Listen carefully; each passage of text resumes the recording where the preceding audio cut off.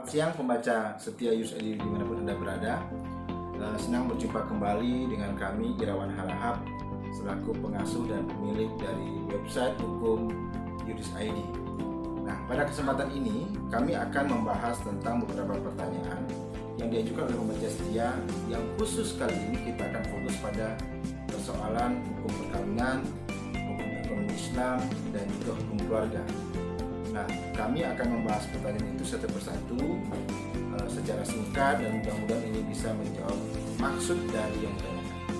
Baik, pertanyaan pertama adalah bagaimana sih sebenarnya hak bagi keluarga atau kemudian pengasuh ya, jika umpamanya begini, dalam sebuah perkawinan ternyata si ayah kemudian tidak membiayai atau menghidupi dari anak tersebut.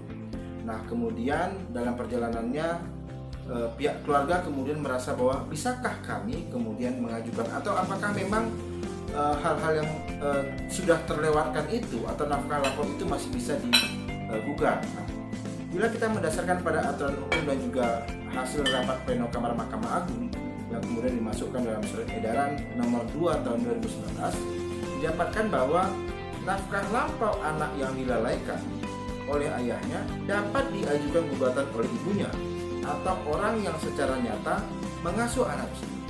Maka kami berpendapat bahwa apabila dari sebuah perkawinan kemudian ternyata seorang ayah, walaupun dia punya kemampuan, kemudian dia tidak menghidupi atau melalaikan kewajibannya sebagai seorang ayah, maka di kemudian hari, ya, artinya pada saat yang kemudian dirasakan perlu, itu bisa diajukan. Nah, kenapa? Karena tentu saja ada yang namanya kewajiban alimentasi si ayah yang tidak dipenuhi itu menimbulkan kerugian bagi orang yang kemudian harus menggantikan kerugian si ayah itu.